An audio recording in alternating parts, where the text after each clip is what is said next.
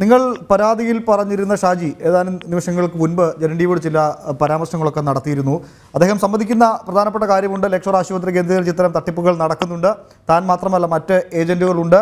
ഇപ്പോൾ ക്യാമറയ്ക്ക് മുമ്പിൽ വന്ന് ഈ പരാതി പറഞ്ഞ പരാതിക്കാരി ഉൾപ്പെടെ ഈ മാഫിയയുടെ ഭാഗമാണ്, തന്നെ കുടുക്കാൻ ശ്രമിക്കുകയാണ്. മാത്രമല്ല അയാൾക്കെതിരെ ഉയർന്ന ആരോപണങ്ങൾ പലതും കഴമ്പില്ലാത്തതാണ്. ഇതിനോട് എങ്ങനെ പ്രതികരിക്കുന്നു? ഞാൻ അനുഭവിച്ചത് എനിക്കല്ലേ അറിയാവുള്ളൂ സാറേ. എന്നെ കൊണ്ട് ചെയ്യിപ്പിച്ചതും ഞാൻ അനുഭവിച്ചതും ഒക്കെ എനിക്കല്ലേ അറിയാവുള്ളൂ. ഞാൻ എൻ്റെ ജീവിതമാണ് ഞാൻ തുറന്നു കാണിച്ചേക്കുന്നത്.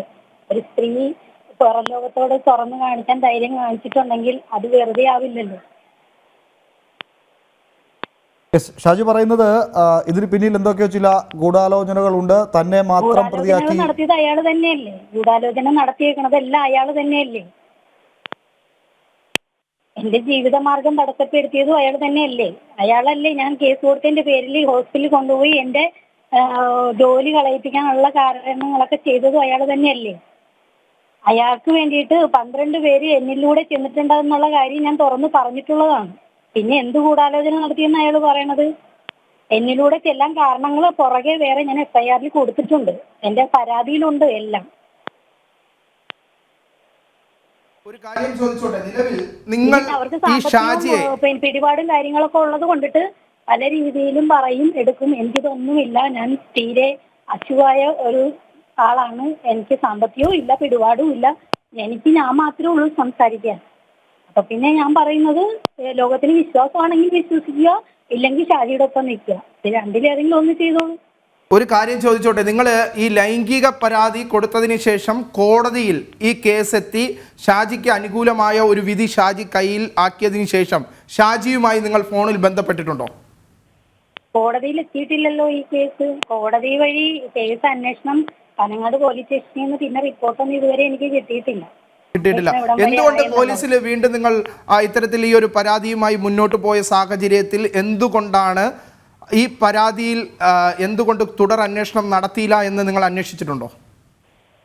ഞാൻ മിക്കപ്പോഴും വിളിച്ച് സംസാരിക്കാറുണ്ട്, ചോദിച്ചിട്ടുണ്ട്. പല പ്രാവശ്യം വിളിച്ചപ്പോഴും സതീഷ് എന്ന് പറയുന്ന സാറാണ് അന്വേഷിക്കേണ്ടിയിരുന്നത്.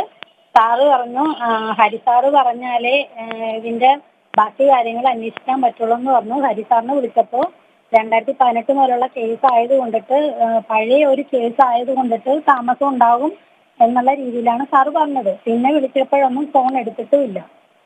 പിന്നെ അത് കഴിഞ്ഞിട്ട് ആണ് എന്റെ ജോലി കളയിച്ചത്. ജോലി കളയിച്ചതിന്റെ ഭാഗമായിട്ട് ഞാൻ പോലീസ് സ്റ്റേഷനിൽ ചെന്ന് സംസാരിച്ചിരുന്നു. അതിന്റെ ഭാഗമായിട്ട് എനിക്ക് ജോലി മതി, കേസ് വേണ്ട, കേസ് പോയത് കൊണ്ടിട്ടാണല്ലോ എന്റെ ജോലി വരെ പോയത്. അതുകൊണ്ട് ഞാൻ ആ കേസ് ഉപേക്ഷിക്കാൻ തയ്യാറാണ്, എനിക്ക് എന്റെ ജോലി വാങ്ങിച്ചു തരാൻ പറഞ്ഞ് ഞാൻ പോലീസ് സ്റ്റേഷനിൽ ചെന്ന് ഞാൻ സംസാരിച്ചിരുന്നു. അപ്പോൾ അയാൾ പ്രതിയായതുകൊണ്ട് അവർക്ക് അങ്ങനെ പിന്നെ അത് ഹോസ്പിറ്റലിൽ തന്നെ പറഞ്ഞ് ഡീൽ ചെയ്യുക എന്നാണ് എന്നോട് പറഞ്ഞത്. ഒരു കാര്യം ഒന്ന് വ്യക്തമായി ചോദിച്ചോട്ടെ, ഈ പരാതിക്ക് ശേഷം ഒരു കാര്യം, ഈ പരാതി നിങ്ങളെ ലൈംഗികമായി ഉപയോഗിച്ചു എന്ന പരാതിക്ക് ശേഷം നിങ്ങൾ ഷാജിയുമായി ഫോണിൽ ബന്ധപ്പെട്ടിട്ടുണ്ടോ? സംസാരിച്ചിട്ടുണ്ട്. എന്തായിരുന്നു അന്ന് സംസാരിച്ചത്? ഈ ജോലി കളഞ്ഞതിന് ശേഷം സംസാരിച്ചത് എനിക്ക് എന്റെ ജോലി തരാൻ വേണ്ടിയിട്ട് ഞാൻ കെഞ്ചി കാല് പിടിക്കും പോലെയൊക്കെ സംസാരിച്ചിട്ടുണ്ട്. എനിക്ക് എന്റെ ജോലി തിരിച്ചതാ, ജോലി വേണമെന്നുള്ള രീതിയിലൊക്കെ കെഞ്ചി ഞാൻ സംസാരിച്ചിട്ടുണ്ട്. ജോലി ഇല്ലാതെ ജീവിക്കാൻ പറ്റില്ല എന്നുള്ള രീതിയിലൊക്കെ ഞാൻ സംസാരിച്ചിട്ടുണ്ട്. ഇന്ന് ഷാജി പറഞ്ഞ കാര്യങ്ങളിൽ ഏറ്റവും പ്രധാനപ്പെട്ടതായി നമുക്ക് തോന്നിയത് താൻ മാത്രമല്ല വമ്പൻ സ്രാവുകൾ തനിക്ക് പിന്നിൽ, താൻ വെറും പരൽ മീനുകളാണ് എന്നാണ്. ഇവരുമായൊക്കെ ബന്ധപ്പെട്ട് അങ്ങനെ പ്രവർത്തിച്ചിരുന്ന ഒരാളെന്ന നിലയ്ക്ക് ഈ വമ്പൻ സ്രാവുകൾ ആരാണ് എന്ന് വെളിപ്പെടുത്താൻ കഴിയുമോ? വമ്പൻ സ്രാവുകളെന്ന് പറഞ്ഞാൽ അതിനെപ്പറ്റിയൊന്നും എനിക്ക് കൂടുതലായിട്ടൊന്നും അറിയില്ല. ഇവരെയൊക്കെ എനിക്കറിയാവുള്ളൂ. വലിയ വലിയ ആൾക്കാരെയൊന്നും എനിക്ക് അതുമായിട്ട് ബന്ധപ്പെട്ടൊന്നും അറിയില്ല. ഈ ഷാജിയെ സംരക്ഷിക്കുന്ന ആരാണ് എന്നാണ് താങ്കളുടെ ആരോപണം, അല്ലെങ്കിൽ താങ്കൾ കരുതുന്നത് ആരാണ്? പുള്ളി തന്നെ പറയാറുണ്ടല്ലോ, ഞാൻ ഹോസ്പിറ്റൽ ഷെയർ ഹോൾഡറാണ്, എനിക്ക് അവിടെ നല്ല പിടിപാടുണ്ടെന്ന് പുള്ളി തന്നെ പറഞ്ഞിട്ടുള്ള കാര്യങ്ങളാണ്. അതിനെപ്പറ്റി എനിക്ക് കൂടുതലായിട്ടൊന്നും അറിയില്ല. സംരക്ഷിക്കുന്ന ആരാണെന്ന് വെച്ചാൽ എനിക്കറിയില്ല. പുള്ളിക്ക് പുറത്തും അകത്തും ഒക്കെ ഒരുപാട് ബന്ധങ്ങളുണ്ട്. അതൊക്കെ ആരാണെന്ന് എനിക്കറിയില്ല. എന്റെ ജോലി കളഞ്ഞതിനെ പറ്റി സംസാരിച്ചപ്പോഴും എനിക്ക് ഹോസ്പിറ്റലിൽ ഷെയർ ഹോൾഡറാണ്, ഞാൻ അവിടുത്തെ പിടിപാടുള്ള ആളാണ്, കേസ് കൊടുക്കുമ്പോൾ എന്തേ വിചാരിച്ചിരുന്നു, അങ്ങനെ ആ രീതിയിലൊക്കെ എന്നോട് സംസാരിച്ചിട്ടുണ്ട്. ഷാജി മാത്രമല്ല, കൊച്ചി കേന്ദ്രീകരിച്ച് മറ്റ് പല ഏജന്റുമാരും ഇത്തരത്തിൽ പ്രവർത്തിക്കുന്നുണ്ട്. തന്നെ മാത്രം ഇരയാക്കി രക്ഷപ്പെടാനാണ് പലരും ശ്രമിക്കുന്നത്, മറ്റ് ഗൂഢാലോചനയൊക്കെ നടക്കുന്നതെന്നാണ് ഷാജി ആവർത്തിച്ച് പറയുന്നത്. എനിക്ക് മറ്റുള്ളവരുമായിട്ടുള്ള ഇതൊന്നും എനിക്കറിയില്ലല്ലോ. ഷാജിയായിട്ടുള്ള ഇത് വെച്ചിട്ടുള്ള കേസ് ഞാൻ ഈ ചാനൽ വന്നതിന് മുമ്പേ കൊടുത്തിട്ടുള്ളതാണ്. അതായത് 2023 ഡിസംബറിലാണ് ഞാൻ പരാതി കൊടുത്തിട്ടുള്ളത്. അതിനുശേഷമാണ് എന്റെ ജോലി കളയിച്ചത്, എനിക്കെതിരെ ചെക്ക് കേസ് വിട്ടത്. പിന്നെ ഇപ്പൊ ഈ ചാനൽ വഴി വാർത്ത വന്നതും ഒക്കെ അതിനുശേഷമാണ്. ഞാൻ പെട്ടെന്ന് കൊണ്ടേ കൊടുത്തതല്ലല്ലോ കേസ്.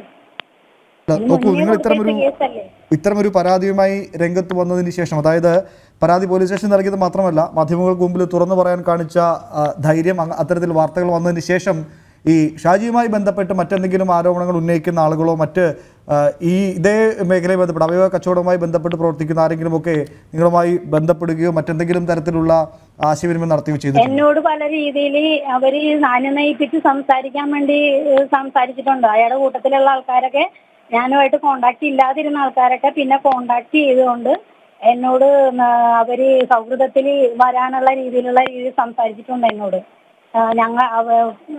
ഇത് പരാതി കൊടുത്ത് എന്റെ ജോലി കളയിപ്പിച്ച് ഞങ്ങളല്ല, ഷാജിയാണ് അല്ലെങ്കിൽ ഷൈനാണ്, ഷൈനും ഷാജിയും കൂടി അങ്ങോട്ടും ഇങ്ങോട്ടും തർക്കവും വഴക്കുമായി, ഞാനല്ല നീയല്ല എന്നുള്ള ആ ഒരു രീതിയിലൊക്കെ എന്നോട് സംസാരിച്ചിട്ടുണ്ട്. എനിക്കറിയില്ല ശരിക്കും ഇവർ തമ്മിൽ എന്താണ് നാടൻകളിയെന്ന്.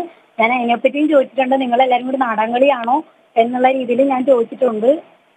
പല രീതിയിൽ എന്നെ ഞങ്ങളെ കേസിൽ കൊടുത്തത് ഞങ്ങളൊന്നും ചെയ്തിട്ടില്ല എന്നുള്ള രീതിയിലും സംസാരിച്ചിട്ടുണ്ട്. എല്ലാം ഷാജിച്ചേട്ടന്റെ തലയിലോട്ട് വെച്ചു കൊടുക്കാനും സംസാരിച്ചിട്ടുണ്ട്. ഇതിലെല്ലാരും കൂടി എന്ത് കളിയാ കളിച്ചേക്കണെന്നുള്ളത് എനിക്കറിയില്ല. എന്തായാലും ഞാൻ കേസ് കൊടുത്ത കാര്യം അത് ഷാജിക്ക് വ്യക്തമായി അറിയാവുന്ന കാര്യമാണ്. എന്റെ വീട്ടിലും ഇപ്പോ അത് പറഞ്ഞിട്ടുള്ള ഇത് നടന്നുകൊണ്ടിരിക്കുകയാണ്. ഞാൻ തുറന്നു പറഞ്ഞതിന്റെ ഭാഗമായിട്ട് ഞാൻ അനുഭവിക്കുന്ന വേദനകൾ വേറെയാണ്. ഇപ്പോൾ ഞാൻ പ്രതികരിച്ചത് ഇങ്ങനെ സംസാരിക്കുന്നുണ്ട് എന്ന് പറഞ്ഞതിന്റെ പേരിൽ മാത്രമാണ് ഞാൻ സംസാരിക്കാൻ നിന്നത്. മനസ്സിലാവും, നിങ്ങളുടെ വേദനയും അവസ്ഥയൊക്കെ മനസ്സിലാവുന്നുണ്ട്. എന്നാൽ പോലും ഇത്തരം മുമ്പൻ തട്ടിപ്പുകൾ തുറന്നു കാട്ടേണ്ടത് നമ്മുടെ ആവശ്യമായതുകൊണ്ടാണ് വീണ്ടും വീണ്ടും ഇങ്ങനെ ചോദ്യങ്ങൾ ചോദിക്കുന്നത്. നിങ്ങൾ നേരത്തെ പറഞ്ഞു വെച്ചതുപോലെ തന്നെ ഈ വാർത്ത പുറത്തു വന്നതിന് ശേഷം അനുനയിപ്പിക്കാൻ ചില ആളുകൾ വിളിച്ചുവെന്ന്. അവർ എന്താണ് പറയുന്നത്?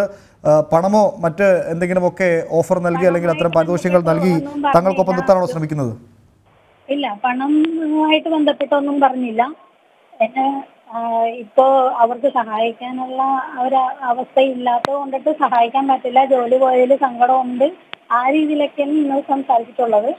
അതിനുശേഷം ഇവര് ഒരു കുറ്റക്കാരല്ല, ഒരു തരത്തിലും കുറ്റക്കാരല്ലെങ്കിൽ ഇവരെല്ലാരും എന്തിനും ഒളിവിൽ പോയി? ഇവർക്ക് നേർ നിന്ന് സംസാരിക്കാൻ പാടില്ലായിരുന്നു? എന്തിനും ഇവരെല്ലാരും ഒളിവിൽ പോയി? തെറ്റ് ചെയ്തുകൊണ്ടിട്ടല്ലേ ഒളിവിൽ പോയത്? കേസ് കൊടുത്തപ്പോഴും ഇതൊക്കെ തന്നെയാണ് ചെയ്തുകൊണ്ടിരുന്നത്. ജാമ്യം എടുത്തിട്ട് ഒളിവിൽ പോയി. ആരെങ്കിലും ബന്ധപ്പെട്ടിരുന്നോ? ആശുപത്രിയുമായി ബന്ധപ്പെട്ട്, ലക്ഷോർ ആശുപത്രിയുമായി ബന്ധപ്പെട്ട് ആരെങ്കിലും വിളിക്കുകയോ സംസാരിക്കുകയോ എന്തെങ്കിലും? ലക്ഷോർ ആശുപത്രിയുമായി ബന്ധപ്പെട്ടില്ല. ഒരു ചാനൽ വന്നിട്ട് യൂസഫ് അലി സാറിന്റെ PNAയോട് വിളിച്ച് സംസാരിക്കുക എന്നും പറഞ്ഞൊരു നമ്പർ തന്നിരുന്നു.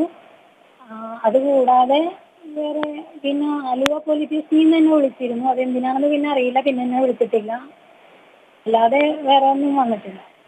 ഹസ്ബൻഡിനെ വിളിച്ച് എന്തോ ഒരു ഭീഷണി പറഞ്ഞിരുന്നു. അത് ആരോ വിളിച്ചിട്ട് എന്തോ ഒരു ഇത് പറഞ്ഞ് ഭീഷണിപ്പെടുത്തി എന്ന് പറയുന്നു. എന്താണെന്ന് അറിയില്ല. ഹസ്ബൻഡിന്റെ ഫോൺ കംപ്ലൈന്റ് ആയ കാരണം പിന്നെ ആ കോള് വന്നിട്ടുമില്ല, കണ്ടിട്ടുമില്ല. ഫോൺ കംപ്ലൈന്റ് ആണ്.